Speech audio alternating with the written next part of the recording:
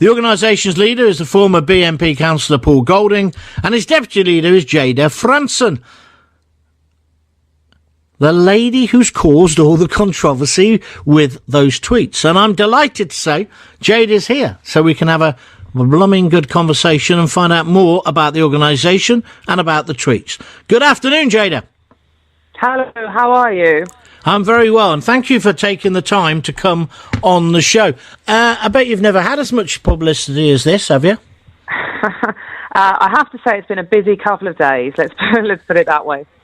OK, what did you make of it when you first realised the most powerful man in the world had retweeted you? I was delighted, as you can imagine. I mean, I'm, a huge supporter of Trump. I was an avid campaigner throughout his presidential election, delighted when he took office, and given my current plight in that I'm headed for jail for criticising Islam. But let's be careful about talking about that because for obvious reasons. But go back to Trump. So you're a massive Trump supporter, yeah? Yeah, I mean, look, I think certainly President Donald Trump and myself and Britain First as an organisation, we see eye to eye on a number of big issues, Have you been surprised by the reaction from both the Conservatives, well, in fact, the whole of Parliament, to your organisation and to these tweets, and the fact that the President has retweeted them? Has that surprised you?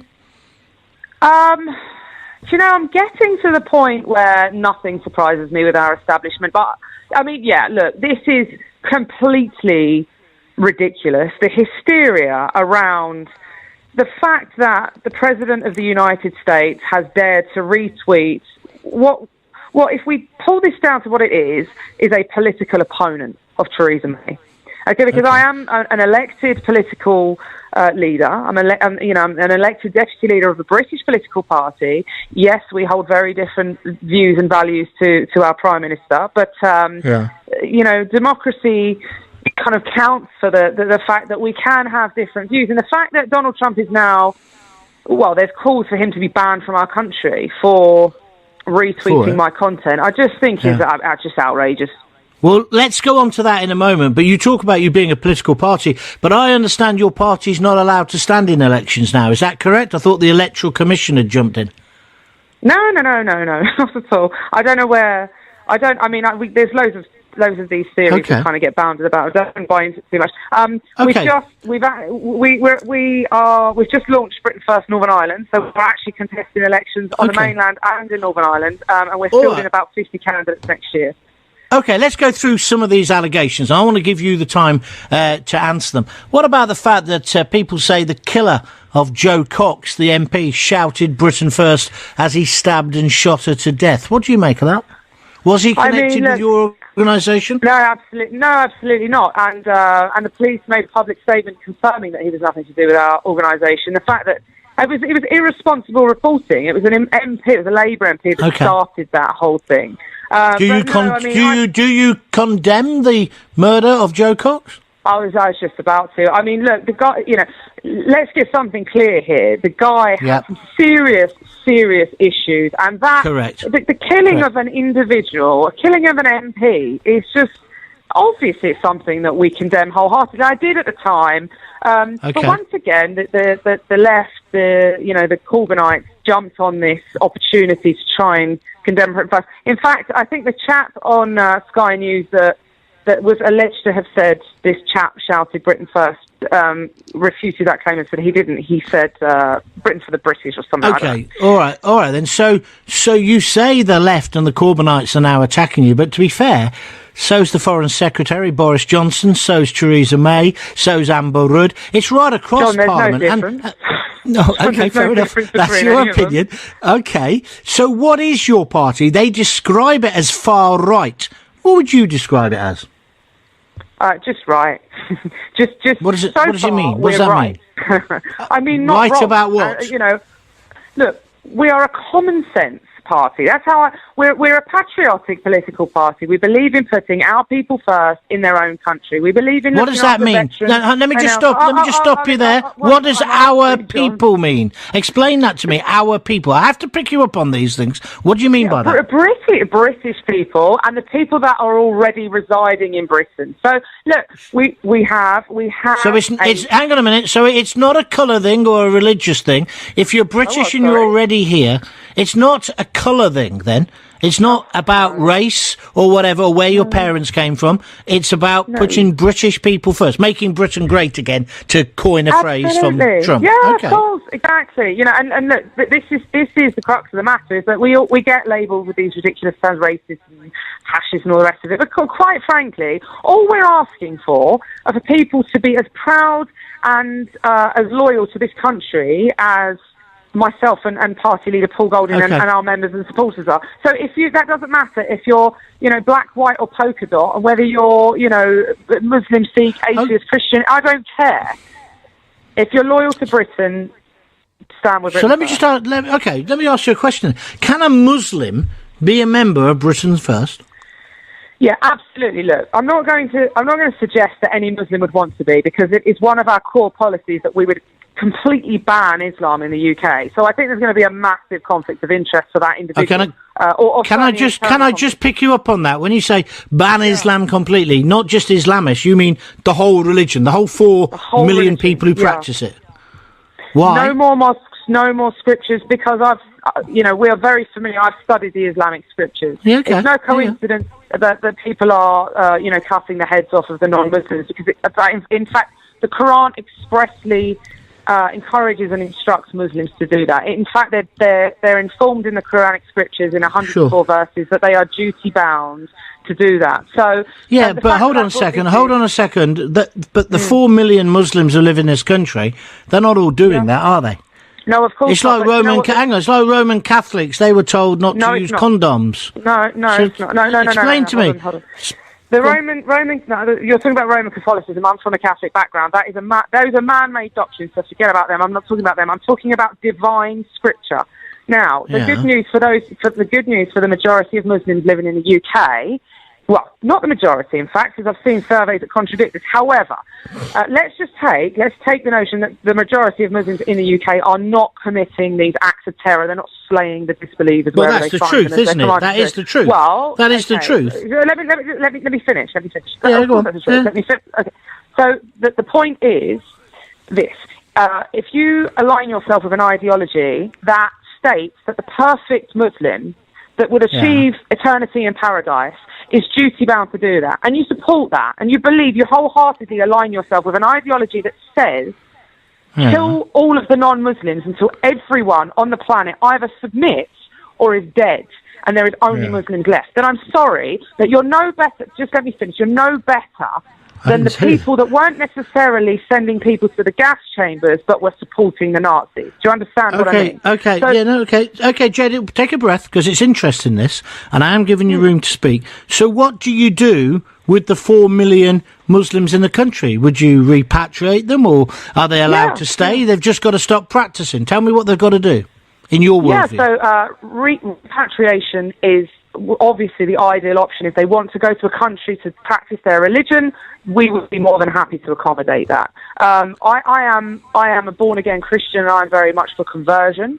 So I do think that as a Christian, it is my duty to try and spread the gospel, and I would like to try and invest some effort. And in fact, I do invest effort into trying to enlighten Muslims and explain. Because a lot of people aren't aware of their scriptures. You just used the image of the gas chamber. See, some people listening to this might say, well, you're the fascist, Jayda, because you're saying it's totally incompatible. They'll have to go. You either give up your religion or you have to leave the UK. Let me finish. Regardless of how long you've lived here. How can that be right? Explain to me. How are you drawing a parallel of repatriation to an Islamic country with the gas chamber? The point is, people cast these names because you're purging them. It's ethnic. No, what you want to do is ethnic and let me finish. It's ethnic and religious cleansing, isn't it? Of course, it's not ethnic cleansing. Don't be so stupid. The ethnic cleansing that's going on at the moment is at the hands of the Islamic community. I'm trying to draw a parallel here, and this is where the ignorance of the left comes in. We get accused of being racist, fascist. I get called. Sure. Hold on, sorry. Let me finish. You've asked me a question. Yeah, I will let do. me at least I will answer do. it. Let me Go at on, least then. answer it. So we get called ridiculous names, just like Nazi, all the time. I get called this, ridiculous, right? Yeah. We fought the Nazis. We beat the Nazis. The point is, the people that supported the Nazi party, the people that supported the people that were happy to align themselves with the Nazi party, that weren't actually shooting people in the heads and sending them to the gas chambers, but they supported those who were doing it, are they better than the ones that were doing it? You answer me that for a first. If you say no, they're not better. I don't understand the question. Okay. What I do know is that the Nazis, first of all, tried to purge the Jews out of Germany. Of course. They tried to send them out. When that didn't work, they came up with the final solution. It's the fact that you say they can't stay here. What's the difference between a Muslim and a Hindu and a Sikh? Can they stay in Britain? Listen, Hindus and Sikhs aren't posing a threat to our nation. The fact is, Nazism and Islam there are no difference. Nazis and Muslims share so many core principles. Was the Nazi party that was taking people to the chambers. It is the Islamic ideology that is saying cleanse the world of non-Muslims. Let's then move on for a moment, and we'll leave that issue there. Let's talk about the actual videos. Is it true one of them is fake? What about the other two? Do you ever check when you put these videos up before Donald Trump retweeted them? Do you check the veracity of them? I'm not going to sit here and claim that I go through absolutely every single video. Well, I'm not asking you to. The three videos that we're discussing at the moment, John, did you check them out? If you want me to answer a question, please allow me a certain amount of time to speak. I don't need a lecture. I don't need a lecture on how to broadcast. I've got 30 years of experience. I'm giving you much more room. I'm giving you much more room than you got off Mr. Farage this morning, and I'm interested in what you're saying. No, I don't think so. I have an absolute right to ask you these questions. Those three videos, did you check out whether they were true or not? Go on then. Allow me to answer you. Of course they were real videos. They weren't staged. The attacks were absolutely legitimate. They weren't staged. They weren't actors. Now, they've reported that the young chap in one of the videos wasn't a first-generation migrant. Look, let's get hung up on detail of whether he's a first, second, third-generation migrant, or let's look at the big picture, which is the reason Donald Trump tweeted them is because he was highlighting the issue of open borders and mass immigration. That's the crux of the matter. But Donald Trump isn't saying he's going to get rid of all the Muslims or they've got to give up their religion if they want to stay in the United States, is he? No, he's not. But Donald Trump equally has a better grip on his country than we do. And the fact is, I am not Donald Trump. I'm Jayda Fransen. We are Britain First. And our policy is that we would back... And more to the point, if you are a Muslim and you want to integrate into the British way of life, and you don't believe in the scriptures that say kill the disbelievers, then stay in our country and integrate. But if you do believe in those scriptures, there is no place for you. There's no place for you anywhere than a Muslim country because the scriptures say kill all the non-Muslims. That's genocide. Where can we put these people where no one else is going to be in danger if their scriptures incite the death of everyone but themselves? Yes, but if what you were saying was completely true and they were believing every word of those scriptures, we would have 4 million people fighting on the streets. 4 million people blowing... Could I finish now? Sure. We'd have 4 million people killing at people, wouldn't we? We clearly haven't got that. I'm not saying there isn't a connection between violent Islamist extremism and the Muslim faith. I actually think when our leaders don't say the M word or the I word, they are storing up trouble. But by the same token, I don't think every Muslim is out to kill us or that they're the enemy. You seem to think they are. No, we're not. Well, they are, because you're saying you have to give up your religion or leave. No, you're saying give up the religion or leave, is what you're saying. It's clear. Right. Listen to me. If you are a Muslim, the suggestion that Muslims aren't supposed to take their holy scriptures sent to them from God literally is, quite frankly, not only ignorant and bloody naive, it's ludicrous. Well, I don't think so. I don't think so. No. Okay. So you could. So you could. Go on, you can be a Muslim and not agree with the Islamic scriptures. You can be a Nazi supporter and not agree with what the Nazi party did to the Jews. Is that what we're saying? Many people, many German citizens, when the Nazis were in control, weren't actual Nazis, were they? Sorry, say that again. Or do you think there can be? I'm not talking about. Well, you're the one who keeps bringing up the Germans. I'm going back to your point. You're saying you can't be a Muslim and live in Britain. If you want to practice the Islamic faith, you have to leave. Are you not saying that? Tell me what you're saying there. I'm saying, look, if you align yourself with those scriptures, then you must leave. But if you want to be peaceful, you can stay. But the good news is you're not a Muslim if you want to be peaceful. Okay. Because if you don't agree with the 104 scriptures that say I should be killed for being a non-Muslim. Okay. So it comes down to the same thing. You cannot be a Muslim and be a UK citizen. Isn't it? That's your basic political viewpoint. Absolutely.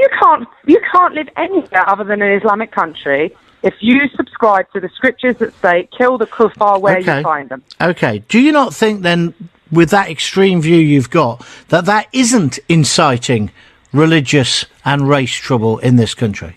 Do you not think that's maybe a bit extreme? I'm just asking you. No, I think that the incitement comes from the Quran and the Hadith. In fact, I know it does, because I've read it, I've studied it. So therefore, you cannot be a Muslim, all mosques need to be closed down, all madrasas need to be closed down, and anybody who wants to carry on practicing Islam needs to leave the country. Yes. Okay, how many members have you got? I don't know. If you want to know figures on membership, you'll have to speak to the office. I think they're probably closed now, but some people say it's only a couple of hundred. Others say many thousands. What would you say? Is it in the hundreds or the thousands? Certainly in the thousands. Is your movement as big as the EDL was? Is what, sorry? Is your movement as big in membership terms as the English Defence League was at its height? Well, the English Defence League didn't have a membership, so can't comment on that. I mean, when you call a demonstration, you don't get anywhere near the numbers they get, or the numbers of the FLA, for example. Is that right or wrong? Well, we're a political party, so we call political rallies rather than. Well, how many do you get to a political rally? It varies. I mean, I think we've had between. If we hold a small day of action in a town centre, we can have anything between 50 and a public rally 1,000. It really varies on the activity. Okay. Obviously, the mainstream media have got a big downer on you at the moment. Do you feel though you have a lot of support in the country? Maybe people who are afraid to speak about what you speak about, but actually do agree with you. Oh, I know that we do. I mean, we speak. If we say we speak for the silent majority, they're the people that have been bullied, like the people. I mean, I'm not condoning this because I think I'm disgusted at them, but like the social workers in Rotherham that neglected children for 2 decades because they were scared of being called names. I know I'm disgusted at their behaviour, by the way. There are people in the country who are so scared to speak out because they fear they might be labelled and it might affect their work or what have you. And this is why I admire Donald Trump in the USA, because they have free speech and we clearly don't. I think we should. No, I agree. This is why I've got you on the programme today. What do you say? But just going back to people being told that if you wanted to practice Islam and if they didn't want to leave, would you forcibly remove people? No, I mean, I think you need to. That's a very simple question. Yeah, of course. I mean, you're not going to round people up and ship them out, but there won't be any more. How would you get rid of them? You don't have to get rid of them. No, I'm answering your question, John. Go on then. You don't have to get rid of them. You don't have to get rid of them. They cannot practice their religion here because there won't be any mosques, there won't be any Quran, there won't be any madrasa. Well, a mosque can be somebody's front room. So I'm a Muslim, say, and I say, no, I'm going to carry on practicing my religion. What are you going to do? You're the Prime Minister. How would you stop them doing that? Well, I mean, quite frankly, Islam, in my opinion, is a cult. So the next step that we take is to prescribe it. It's banned in the UK. You can't extract something that's banned. You're fully aware. Right, of so that. then you would send them to prison, like as you said at the beginning of this interview. You feel you're on your way to prison, so you'd be the same. You would deny these people the freedom of expression and freedom of choice to be part of the Islamic religion. You would say you have to stop. If they didn't stop, you'd lock them up or send them out of the country. I'm not denying them the choice to be a Muslim. I'm not. They can be a Muslim, but they cannot practice that ideology. Well, that isn't being a Muslim, then, is it? That's ethnic cleansing or religious cleansing, whichever way you look at it. It's not cleansing, John, is it? No one's talking about killing anyone. It's ridiculous. Well, absolutely ridiculous. Isn't it a short step? Going to be a majority and they're going to want you dead, then you carry on. Honestly, but no, don't paint me out as if I'm an Islamist sympathiser, because I'm not. I'm just probing you, just like I'd probe somebody like Anjan Chowdhury if I had him on the show, because you're an extremist like him. Your views are extreme. Your views are extreme. Yeah, you are an extremist. Okay, so I'm going back to my point. Muhammad doesn't want to leave. He doesn't want to stop practicing. He's going to have his mates round and in his front room, and they're going to carry on practicing the Muslim faith. How do you stop them? Well, if you're aware of them doing that and it's against the law, then you put them in prison, don't you? But I'm not going to go into the finer details of, my plan to police this issue, because I think we're a little bit further away from that than we need to go into those finite details. But what my point is that we would ban it. It would be illegal to practice. So I think we can deduce from that anybody caught doing so, anybody caught preaching on the street, stating these verses from the Quran, like Surah 9, verse 5, killing all of the disbelievers where you find them, they would be committing an offence. And when we're told by Theresa May and people that there are grades of Muslims, there's the so-called moderate, I put it in inverted commas, Muslims, you disagree with that completely. They're all Muslims. So do you think they all sympathise with the violence that's going on? Do you? Do you know what I honestly think, right? I honestly please, tell me what you honestly think. Really calmly. I honestly think that the majority of people that align themselves with the Islamic ideology and call themselves Muslims actually are. Yeah. I don't know whether they're Christian or whether they're agnostic, but I honestly think, and in fact I know this, because I do have some really quite calm and civilised conversations with people that call themselves Muslims, and they're not aware of their own scriptures. They're genuinely horrified when I recite a verse from the Quran and they're adamant that it doesn't say that, and then I show them in a Quran that it says it. They look mortified.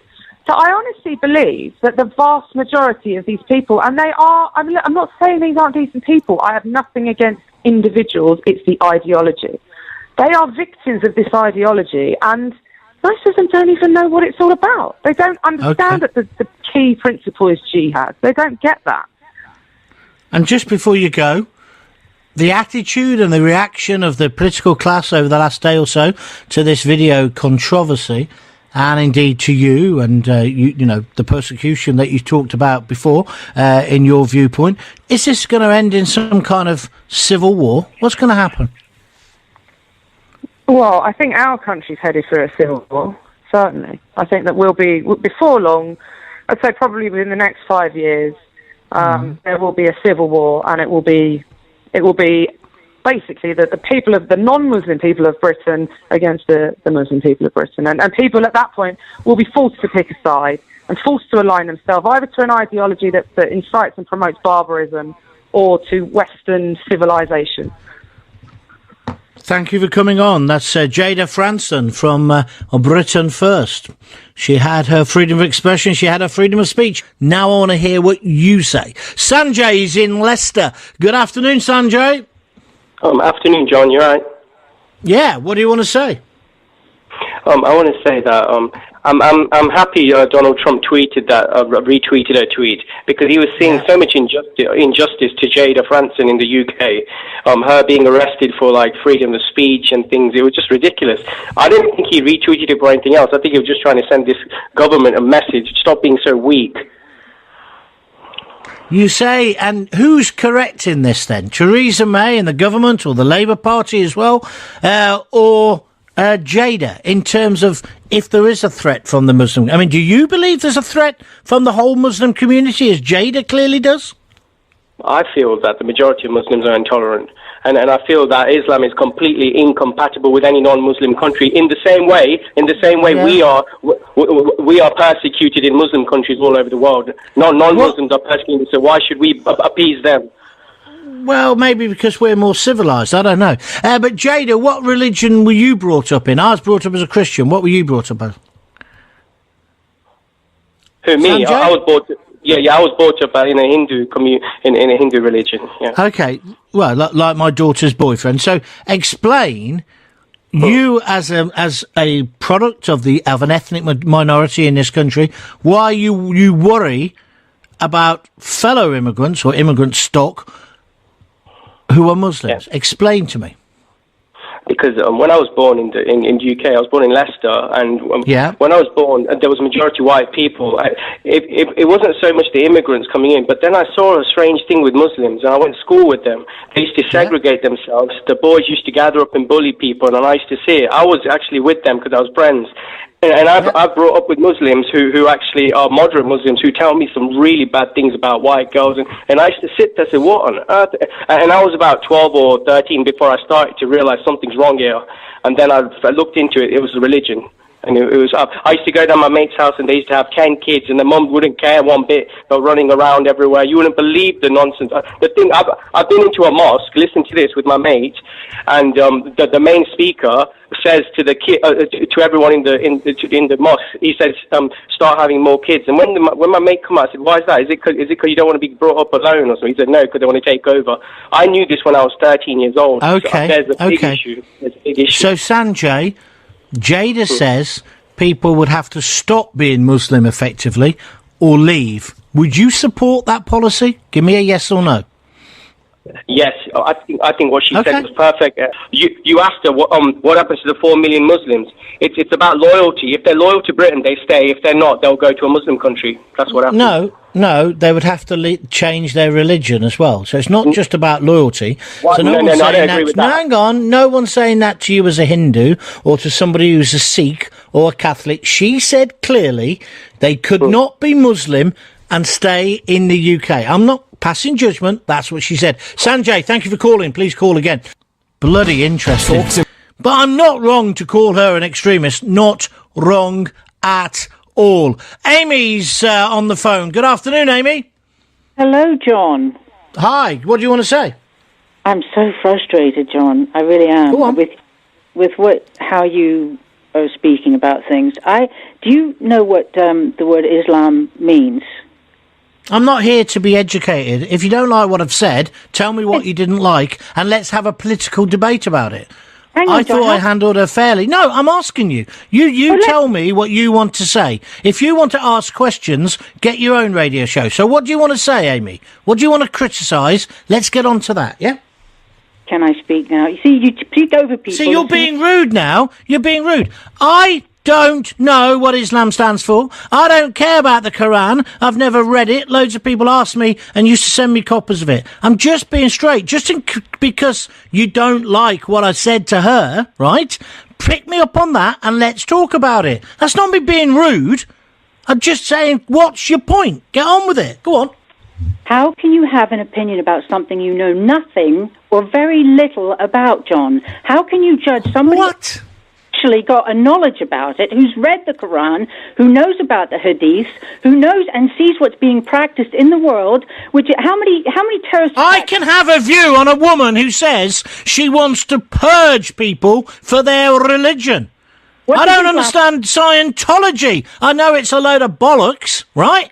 I know it's rubbish. I know we need a reformation in the Muslim world, right? I don't agree with repatriation. I think it's wrong. I think it's offensive, and I think it's 2 steps away from the gas chambers. That's what I think. And I'm entitled... Shut up. I'm entitled to that opinion. Now, if you want to say something different, get on with that, and let's have the conversation. But don't give me this rubbish... You're sounding like one of the extreme Muslims. You can't argue with my religion because you haven't read our holy book. It's not about the book. What about their It's actions? about what the woman wants to do to 4 million people. I think she's wrong. Convince me that I'm wrong. Over you go. What does Islam want to do, John?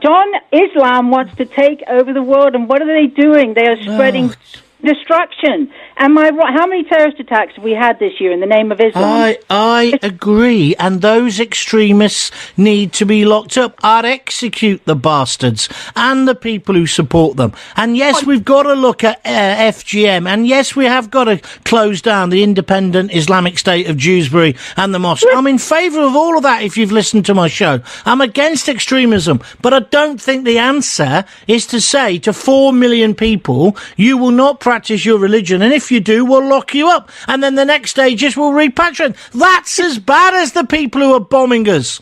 Islam loves you, John. Islam loves you because you are preaching what they want you. Rubbish.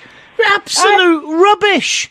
I condemned the grooming gangs. I'm one of the only people in the media who's been speaking about this for years. I'm the one who says, well, you obviously haven't listened clearly then, have you? I'm the one who says that they are Muslim rapists, right?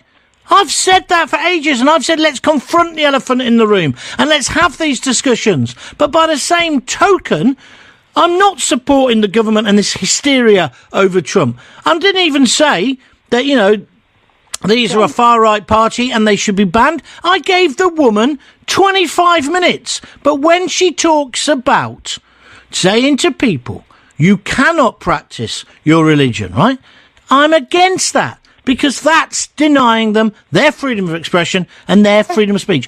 She is as bad as Anjam Chowdhury. Back to you.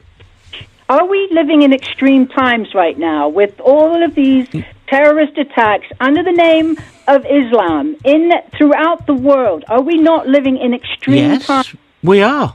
For extreme times calls for extreme measures. We need Islam from spreading and taking over the West. So would you have the force? Okay, let me ask you a direct question. Would you forcibly deport all Muslims?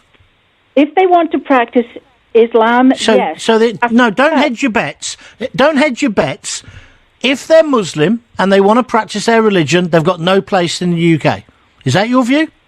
They go. They have to go. Okay. I'm not to kill John. Don't put this is what... No, that's your view. Your view is that 4 million people, if they want to practice that religion, that particular religion, they have to leave the UK, yeah? To an Islamic country, to a Muslim country, because it's not conducive. How many Jewish people and Christians... Okay, Amy, that's your opinion. Thank you. Wayne will run. Let's go to Wayne in Bolton. Hello, Wayne. Hello, how are you doing, John? Right. Hold on. Stop. My ears are almost bleeding. It's like being at an Ozzy Osbourne concert. Can you turn him down a bit, please, lads? The last caller was too loud as well, Amy. Right, Wayne, fire away again. Go on. Let's have the passion, though. Go on. Yeah, well, I have got the passion, believe you me. The reason I called Michael just wound me up a little bit there. He said that Jayda was going on about the Muslim equivalent of the Old Testament. There is no Muslim equivalent of the Old Testament. Everything that is written down in the book, it is actually the Old Testament. And you also go on about reforming Islam. Now, there are over 100 Reformation organisations around the world who are trying to reform Islam. And you know what? They've not reformed one single thing. Okay. And they will never, ever. Wayne, Islam... Shush. I understand. You don't need to say much more. I know what your position is now. However, would you agree that if somebody wants to practice the Muslim religion, that's incompatible with living in the United Kingdom, and therefore they either have to give it up, or if they don't, they'll go to prison, or they'll be thrown out of the country. Do you agree with that? It's not a religion. It is not a religion. And as soon as everybody gets to realise that Islam is not a religion, hold on, shush. You're gonna blow a fuse in a moment. Answer my question. Whether it's a religion, a cult, a political ideology, are you saying that if people believe in it and they want to practice it, it's incompatible with living in the United Kingdom? Yes or no? It's incompatible. Like it's incompatible with okay. like it. Okay. Why Therefore, should those people be put in prison or forcibly sent out of the country? There's only one way, and I tell you what. Answer the question. They've got to go. It's that simple. If they don't want to live by our rules, they've got to go. It's that simple. Or lose a religion. Otherwise, there's only one way it's going to go, and that will never happen. But I'll tell you what will happen. You're shouting again.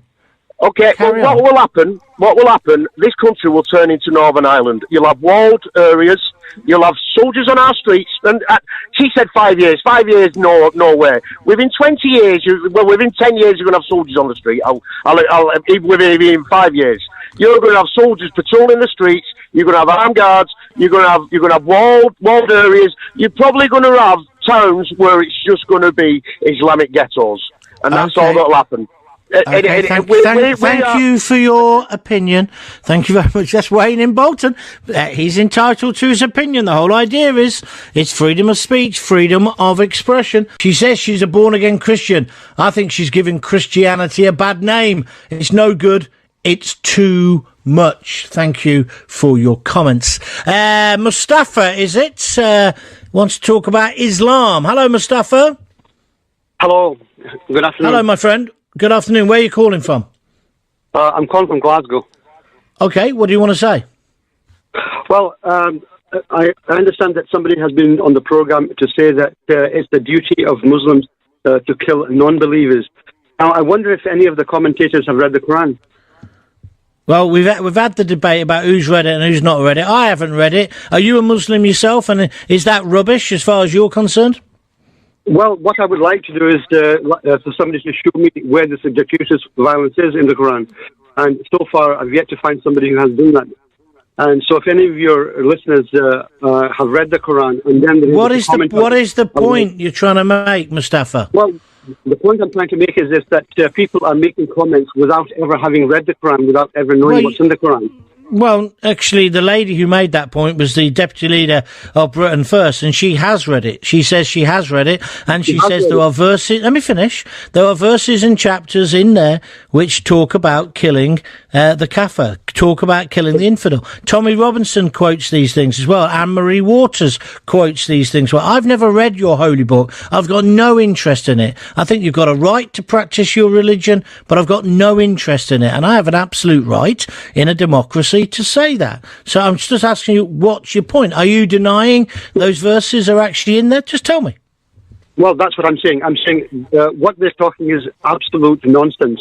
There is no gratuitous violence in the Quran. Now, the thing is this, one of the verses that is in the Quran, and which I'd like to quote to you, is that a verse which is saying that not equal are the good response and the bad response. You shall resort with the best response possible. Thus, the one who used to be your enemy may become your close friend.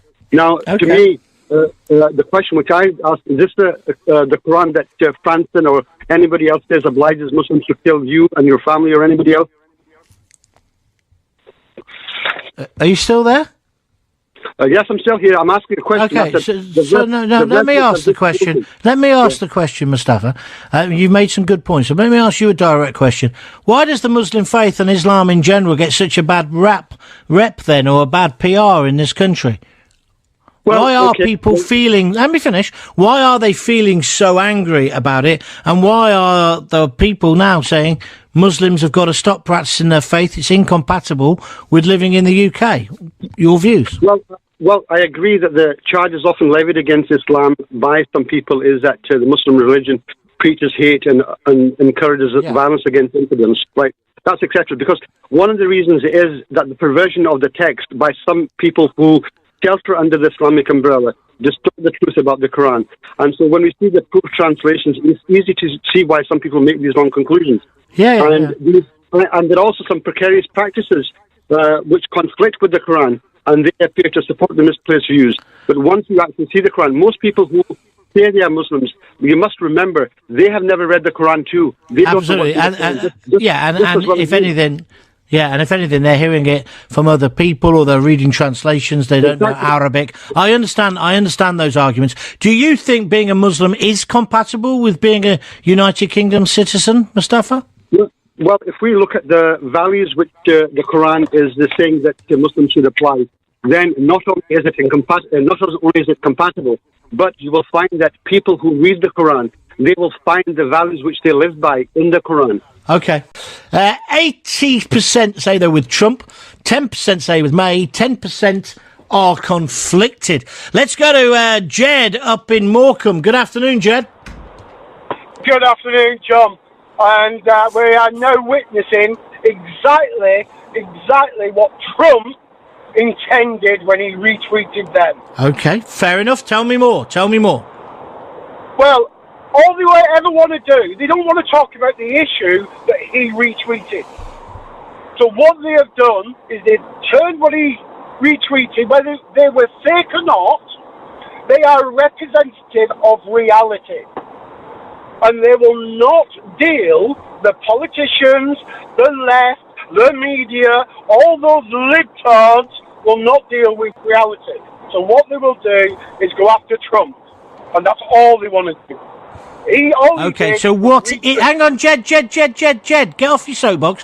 Just tell me then, what should they be talking about today? I'm with you about Trump, and I believe it's ridiculous what has happened in Parliament and in the mainstream media the last 36 hours, including people saying cancel the state visit and arrest him. Nonsense. I'm with you. What is the issue they should be discussing? Well, they should be discussing the Islamic extremists which have infiltrated Western society. Which are? Which are the terrorists that are blowing up our kids, that are mowing down people on London Bridge, etc. We're not talking about that. I agree. But that isn't all of the Muslims, is it? No, absolutely not.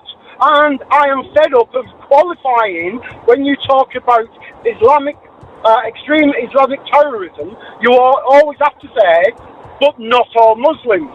Yet, when the political class want to slag off white British males, it's all white British males. Yeah. No, I agree with that. That's completely wrong. Jed, you've just made a very, very good point there. But would you go as far as Jayda, who said basically you cannot be a Muslim? It's not compatible with living in the UK. Would you go that far? I wouldn't go that far, because what I would say is, as a free speech advocate, I would say everyone has the right to say and believe what they want, and I will defend their right to do that. Do you think things are going to get any better as a result of this row or not? No, I don't, because the people that need to talk about the issues of the day, the political class, the media, and general society, all they want to do is ignore reality and bash Trump. So it will not get any better. And just before we finish then, are you with Trump or May on this issue? I'm with Trump all the way. Thank you very much. That's Jed in Morecambe.